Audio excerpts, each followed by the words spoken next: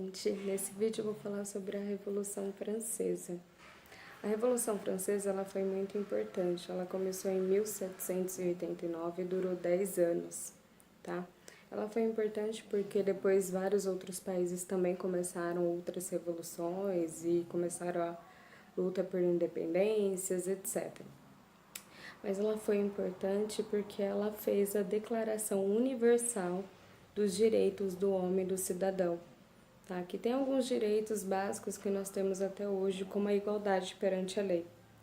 Então, para a gente entender a Revolução Francesa, é importante a gente entender como que vivia a França naquela época, no século XVIII.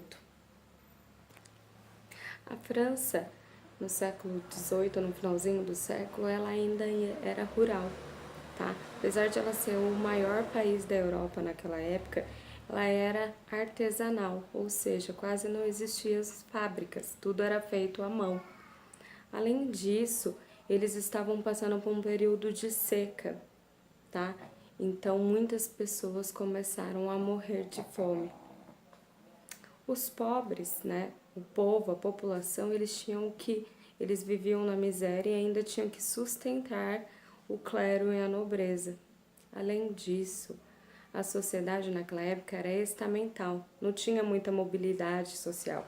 Se você nascesse do clero, você seria do clero para sempre, não podia mudar, tá? Então a sociedade era dividida em estados. O primeiro estado era o clero, o segundo estado era a nobreza e o terceiro estado era o povo. Só para vocês terem ideia, a nobreza ainda era os senhores feudais, tá?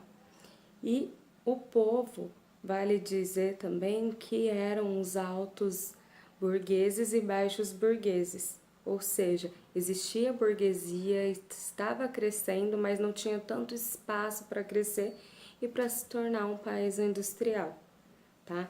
Naquele período, a França, ela era absolutista, ou seja, o rei, que na época era Luís XVI, ele comandava tudo, ele tinha total poder, tá? Nesse período, as pessoas começaram a se revoltarem por tal situação, porque eles viviam na miséria enquanto os poderosos estavam no bem bom, nos grandes palácios em Versalhes.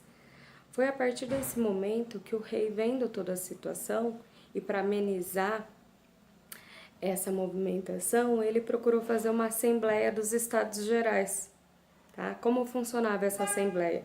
Nessa Assembleia, cada estado tinha direito a um voto.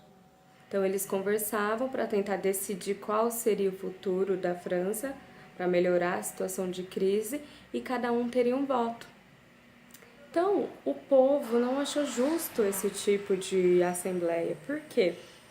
A partir do momento que o clero e a nobreza se unissem, o povo, claro, nunca ia ganhar nenhuma decisão, né? Eles praticamente não participavam da decisão, porque os dois se uniam e o povo era só um.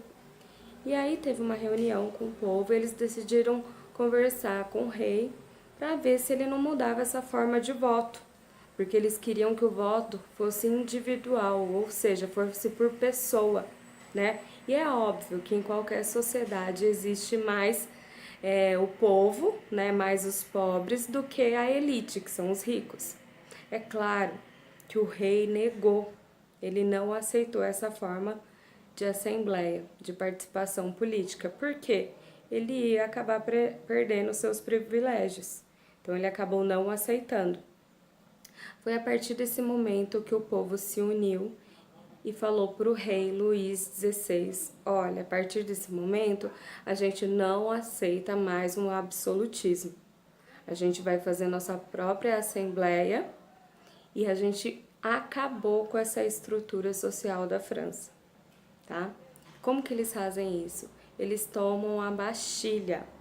Esse momento é conhecido como a queda ou a tomada da Bastilha da França, que marca o início da Revolução Francesa. Gente, a Revolução Francesa, ela durou 10 anos, tá? Então, ela teve várias etapas, por isso eu vou cortar o vídeo, vou fazer explicando as outras etapas, de forma geral, para ficar mais fácil para o entendimento.